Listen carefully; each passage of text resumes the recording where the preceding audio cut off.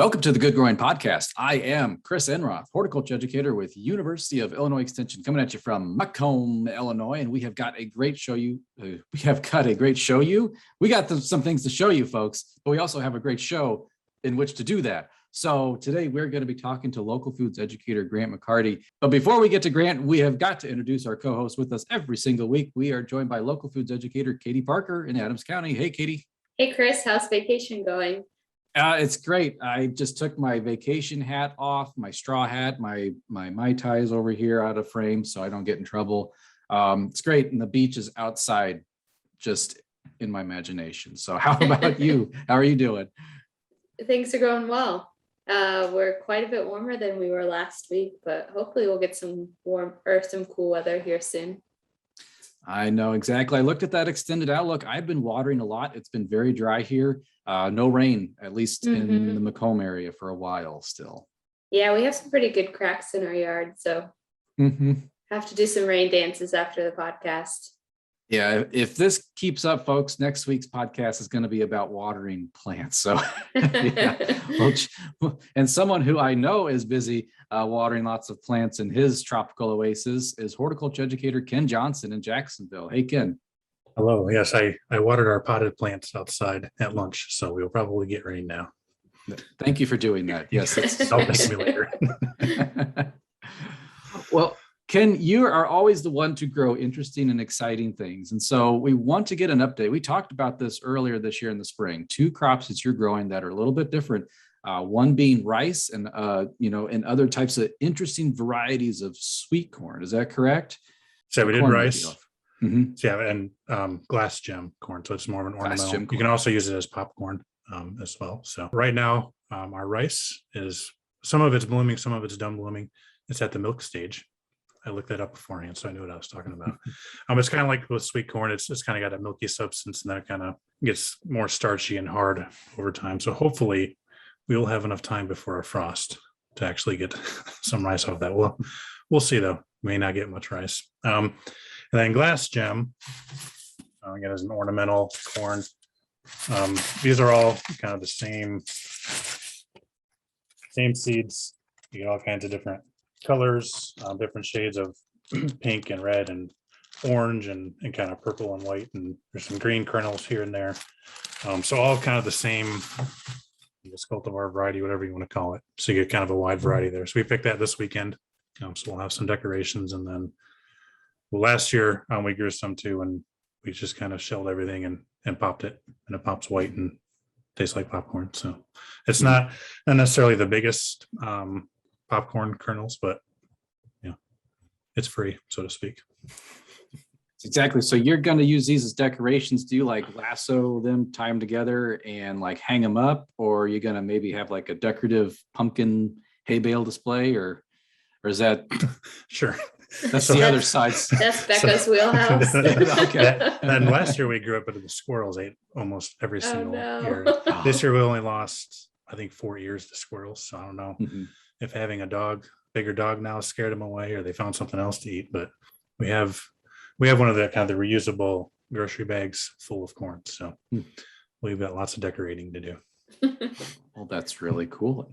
That's really neat. Well, and I think it's time to introduce our special guest because I know when it comes to interesting new crops and growing new and different things, I love listening to local foods educator Grant McCarty. So Grant, welcome to the Good Growing Podcast. Hey, thanks for having me. Happy to be here. Well, we are so excited to have you. We're going to talk today about a couple interesting things that you're growing, some of the things that you've seen, and kind of what's going on, because you're up in the northern Illinois area, correct? Where exactly are you located, Grant? Yeah, so I'm right on the Wisconsin state line, if you will. I cover Joe Davis, Stevenson, and Winnebago County. So that northwest corridor from Rockford to Galena is basically where I'm at. That's a beautiful part of the state. So one of my favorite places to visit. So Grant, when it comes to growing conditions this year, I know I've come across the news and email and everything that there are certain portions of northern Illinois that have been declared disaster areas for drought. Tell us a little bit about what you've experienced up in northern Illinois, because really Ken, Katie, and myself, we're like West Central Illinois. So Illinois is a long state and a lot happens from north to south. So could you tell us a little bit about your growing season? Yeah, so I mean, it's been fun. I think that's one of the words that we've unfortunately had to use this season.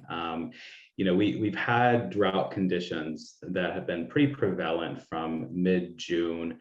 Really, some of our counties were still declared drought mid-August. So even though we were getting some rain and getting some really heavy rainstorms coming through, it was still not enough to really address that deficit. And there is still concerns that we're still going to have drought conditions even into next growing season, depending on how that weather looks. One of the other challenges, especially growers faced, our orchards and vegetable growers, was that we had a low frost Memorial Day weekend. Friday into Saturday, Memorial Day weekend, some of our counties measured temperatures for extended periods of time, getting close to 30 and 31 degrees. So depending on where certain crops were in their growth, certainly apples, there were some apple losses, some severe apple losses to the point that some orchards are not opening up. And it also is typically that weekend we're out of the woods. That's when we're stating plant the tomatoes, get ready to plant your summer crop the next week. My stuff was in the ground, and I just watched the temperatures change. And then June was really dry and really hot, and it's just it's been a mixed bag. So some good news for some growers, some bad news for other growers. Yeah. Did you guys were the tornadoes south of you, or did you guys get tornadoes up there as well? We did have some tornadoes touch down. I don't think we had too severe, especially kind of in my unit. We really didn't see much of it. But certainly that was one thing that was just an icing on the cake of a growing season.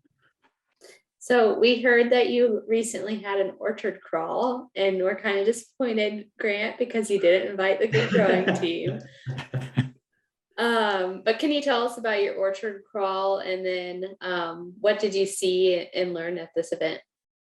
Sure. So it is an impromptu orchard crawl with myself and local foods and small farms educator Sarah Farley.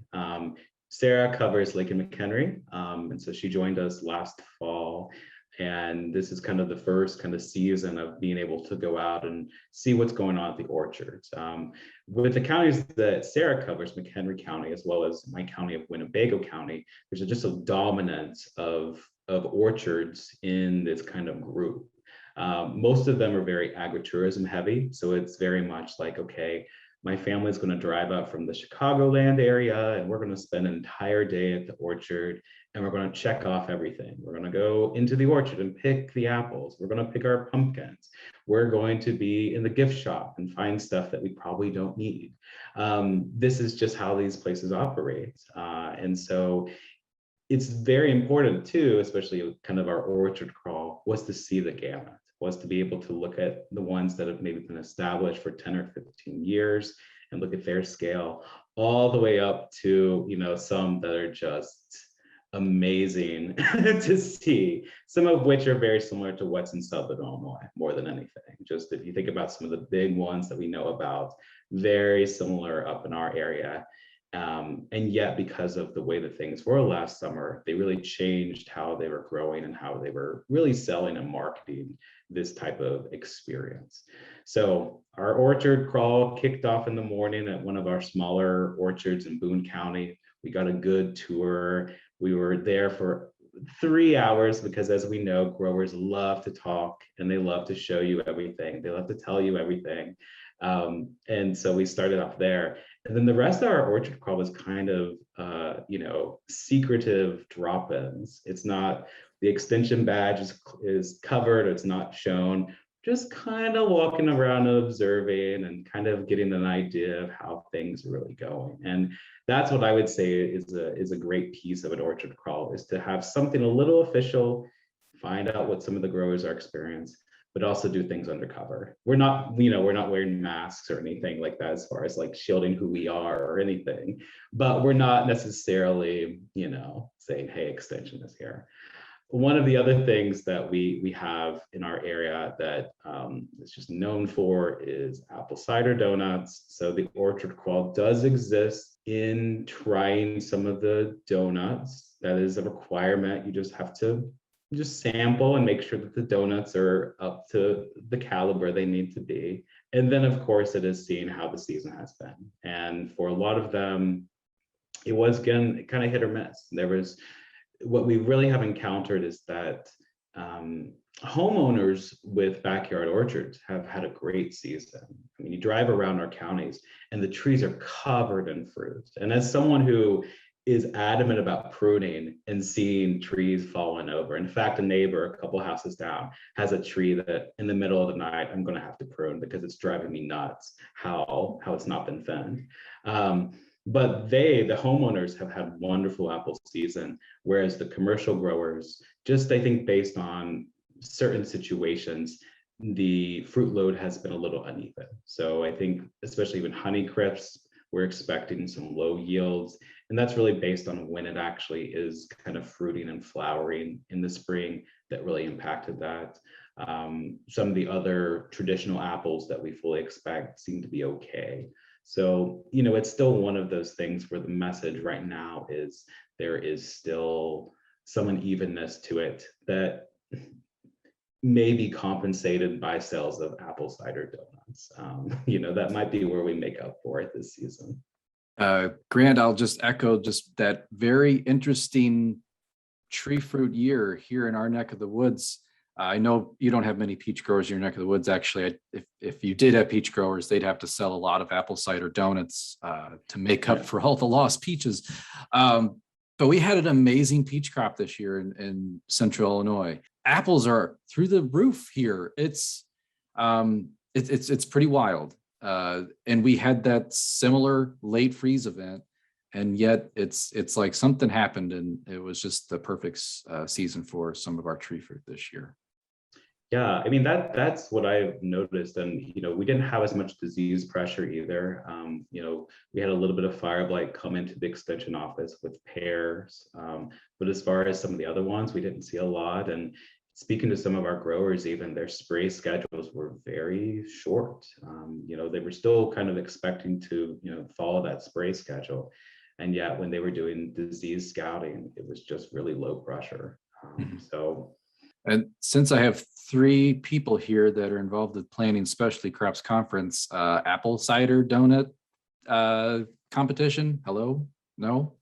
Ken? You do the cider contest. The cider contest. I'll have to see what they think about that. All right. Hey, sign me up as a judge. I'll do it. Let me just put that out there right now. I'll get you for cider if nothing else. You got me there still. Yep. All right. So another thing I guess you've been doing or tinkering with is strawberries. So growing day neutral strawberries. So those are the type of strawberries that people would typically grow in their gardens, or is that kind of something different that are kind of a normal homeowner would normally see? It kind of depends. I think that we occasionally will see the labeling of everbearing, and so individuals might be picking up an everbearing strawberry and planting. For the most part, what we really see is June bearing. So very similar to what would be occurring in other parts of the state. One of the reasons that I wanted to kind of do a little more, use my backyard as an experiment, like you do, Ken, like all of us really do, was that day neutrals, there's been a lot of research from Minnesota and kind of other Midwestern growing universities to focus on day neutrals as an annual. So it is that, if you're growing the strawberries, you're planting them in the spring, you're removing all the runners throughout that season. And then it should be yielding realistically end of July all the way to the end of October. And then you take them all right out. So it is into that kind of annual vegetable rotation. And there's been such good research coming out of Minnesota in both kind of field grown day neutrals, high tunnel systems, even kind of those tabletop systems that you see, that I wanted to research it and kind of think a bit more about it, because we have a very dominant June-bearing strawberry industry up here. Some of the biggest ones in the state are up here, and they're all dependent on UPIC operations. And the problem is that they start yielding the end of June. And what we have seen is that it's way too hot, it's very rainy. And if you're depending on people to come out to the farm to pick strawberries, they're not going to come out during that time. So in that regard, my thought here is that day neutrals could shift production over or complement it to be able to kind of get to some of the demands that we really see in strawberry production, which is really what we see sometimes with the other states. And it's just a weird area. In this northern Illinois, McHenry Lake, Boone, Winnebago, all of them, they can use information from Southern Illinois. So the research that Bronwyn is doing and others is doing works great, works really well. They can use information from Minnesota. That works great, that works really well. But we're still in a weird area, and we're piecing together parts of it to see what makes the most sense. And that dominant UPIC Chicago market is the major factor we have to think about. And so with that, my experience with day neutrals, which are almost really California varieties, if you will, California, Florida varieties, is that, planting them in the spring, and then they were not irrigated, but they started yielding mid-August. That was kind of their main time. So right now I'm kind of going out and getting like a handful of strawberries every single day from about 30 plants, and they're producing, but it's one of those things of, is this going to fit where these growers need by offering strawberries in September and in October? I don't know. I think that that's the main thing. And we have pursued, especially crop block grant. We are trying to think about what outreach and education can look like on these day neutrals to see if farmers could utilize it to complement it. I think that there are a lot of benefits in this system. I think that by having an annual strawberry, I think that that's great. You're not having to address that whole year of June bearing for establishment. At the same time, labor is going to be a question, and we have to really think about that labor issue there too. So it's a long answer, but you can kind of tell I'm kind of like, let's see if this will work, because you just look at it and think this should work. And yet, based on 10 feet from where I'm sitting right now, I'm still not sure. And is it the June bearing, the day neutral? Are they comparable? Have you done any differences in the yield? I'm thinking more flavor myself, but yeah. How are they comparing? Should be pretty comparable. And I think that gets back to kind of the dueling budgets, like when you actually would break down what that budget would be. The size is a little bit smaller than I would like it to be. And I think this is the Albion that I'm growing, which has been evaluated from Minnesota to be a really good, flavorful one. And so that then would factor in if you're a strawberry grower of day neutrals in another part of the state, or June bearing, where you just have, they're going into a value-added product or going somewhere different, then size may not be much of an impact. But if it's a UPIC system where they're trying to get the biggest berry, that could be kind of the major concern. And that's at least what I'm noticing right now, is that flavor, I find, is pretty similar.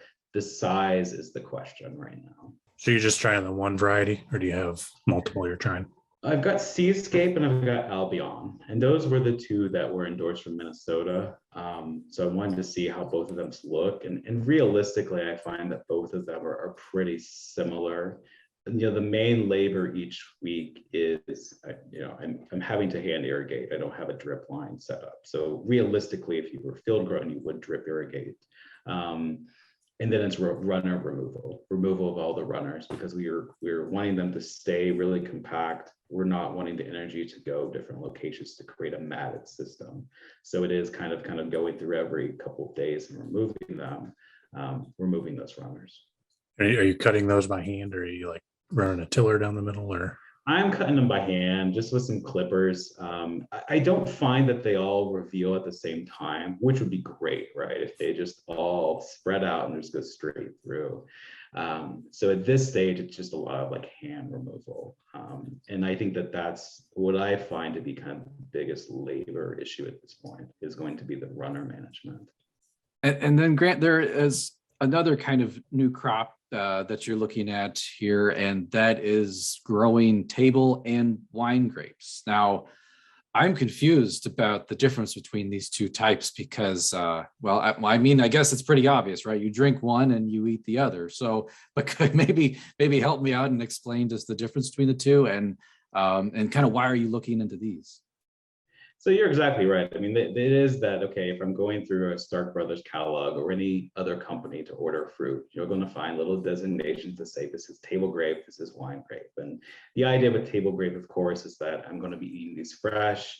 I might be able to get away with making them into jams, jellies, or juice even, but they're not going to have that maybe sugar content that I really need if I'm going to be making them into wine grapes. You know, wine grapes being something that it's going to be really designed for use of wine. It's also going to be designed for different types of wine. I mean, that's something you have to even factor more into, which, you know, as me and my family, I was just like, we got space, let's put out some grapes. And then it's like, well, I chose this white grape, so I can only make Bordeaux. I don't know. I don't know my wines. Who knows if that was a white wine or not, but that's what I'm stuck with, right? Compared to maybe hops or some of those other things where you could utilize the cones in different ways to make different beers or brews. Wine grapes are a little narrow and they're more narrow. The way that I tend to approach my backyard garden too is I'm always thinking of, we live in Northern Illinois. Like that's where I live. Like, I want to try Wisconsin varieties, Minnesota varieties to see how these really perform, so that then if we have individuals approaching our extension office asking about these different things, we can be able to adequately talk about some of these varieties, especially as so many of our neighbors are still doing robust varietal trials. It's really important for us to be able to think about that with some of the ones in our backyard, to be able to then say like, well, you know, this is what we would recommend for you based on what our neighbors are saying and based on what they see. So the ones that have been chosen are all coming from Wisconsin breeding programs. This is St. Teresa, this is Edelweiss. It's all kind of, I forget the guy's name. His first name is Elmer. You don't forget a name like Elmer, I don't feel like. But he is he's done a lot of the great variety breeding for the upper Midwest. And there's a wonderful guide from Iowa State, of all places, that is really kind of a detailed approach to all the different grape varieties out there that are really great for the Midwest. And so that was kind of my Bible to start off with as I decided to think about what grapes we wanted to grow. So we'll see, you know, they were planted in the spring. As we know, with grapes, it's just so much growth.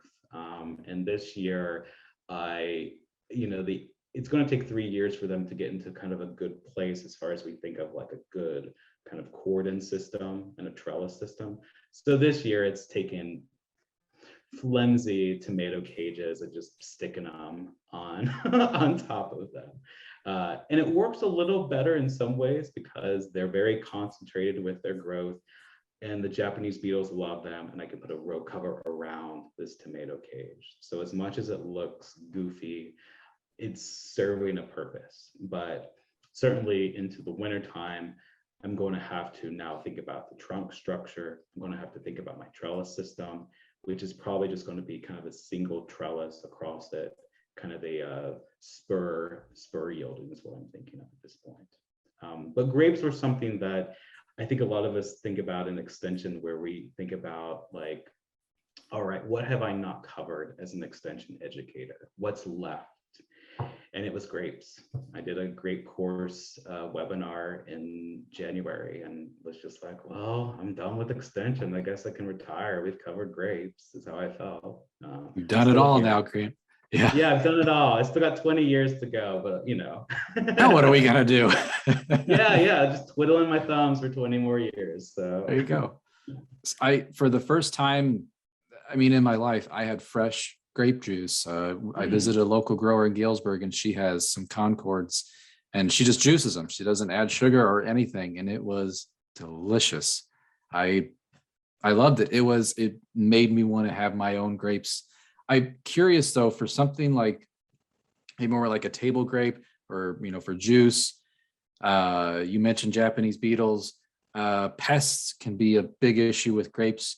I guess what I'm trying to ask is, do we have to be more vigilant with pesticides and making sure we're spraying timely enough for table grapes versus wine grapes, which are just going to go ferment? Doesn't matter if there's maggots in those grapes or not, because it still makes wine, right? So is like timely applications a concern for a backyard grower? Yeah, I would still approach it as that. When we have provided grape education, it's been focusing on pest issues and so forth. And it is fortunate that some of these varieties do have some disease resistance, as well as some of these varieties that are heavy disease susceptibility.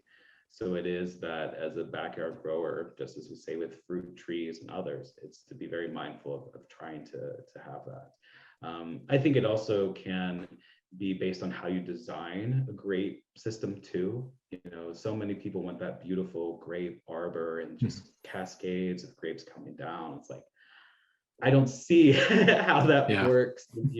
They're covered in Japanese beetles, or they're covered in aphids and all that wonderful disease pressure moving through. I'm a productionist at heart. So I'm not thinking of oh, let's have a beautiful arbor. I want like a strict line. I want it controlled. I want to be able to spray when I need to spray. So it also sounds like you are working with blackberries as well. And you had mentioned you're planting fall blackberries to avoid our cold spring or our cold spring soils. What's the issue that we're facing with cold spring soils? And do you think that this could work for some other perennial crops? That's the idea, Katie. I mean, I think what I have at least encountered in some of my perennial plantings is that the soil temperatures in northern Illinois are still just not where they need to be. And then the product itself, or rather the plant is coming, and we've got a really short window to get it in, and the soils are just not warm enough for establishment. So, there's been some research done, not as much as there has been previously, that maybe a fall planting might be better just because of some of these, something like our cane fruit. We still have warm soil temperatures. They're getting established. They've got months to get established to then enter that dormancy period.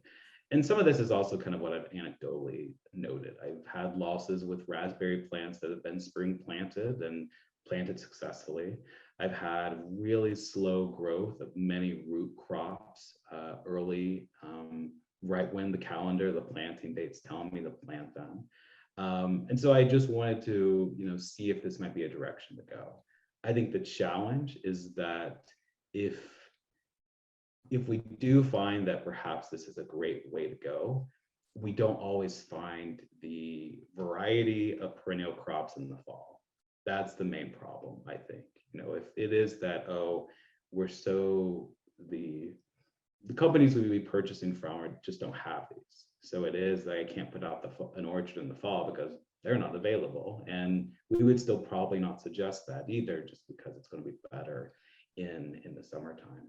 But for some of those that are just, something like blackberries with, in this case, primocane producing ones, my idea here is this might be a route to go, perhaps. Have you all seen any of that in your region, kind of a shift to fall planting than spring? I'm not aware of anything. Doesn't mean it's not happening, but I was just going to say, I've definitely seen some shifts in different cultural practices, I think, from what was conventional. It seems like we're very much in a spring planting mindset. We see the corn and beans getting planted then, and we think, hey, it's time to plant whatever. But I think I'm seeing a shift in different practices. It feels like we're paying more attention, horticulturally speaking, to these different needs of these crops. So Not necessarily anything directly to report on though, but I think things are changing. Right. Yeah. And I think that that's kind of, at least my thought there is, to be kind of a little more mindful of it. But at the same time, it's like, if you're trying to find some of these right now, it's going to be very difficult. And it's a very tight window too. I think that's the other challenge we run into. Realistically, the first frost in our area is coming mid-October. It's not here yet, but we're a month away. We have seen warmer Novembers. We have encountered even some warmer Decembers where we haven't had as much snow on the ground. But we still have to be kind of mindful of one off year doesn't mean every year is off. Right. Like the December a few years ago when the garlic was about yay high, it was like, oh no, this is not good. So Grant, that was a lot of great information. I always love talking to you because it makes me want to go. Now I have to go figure out day neutral strawberries. I got to find a spot for grapes in the backyard here. So Grant, it's always a pleasure to speak with you. Thank you so much for being here today. Yeah, thank you for having me. More than happy to be here with you all. Well, the Good Growing Podcast is produced by Wendy Ferguson, edited by me, Chris Enroth. A big thanks goes to Katie Parker, Ken Johnson for being with us every single week. Thank you, Katie and Ken. Yeah, thank you, Grant, for joining us. You provided us with a lot of cool new crops that we can try out, or some different planting techniques. And Ken and Chris, it's always a pleasure to see you guys.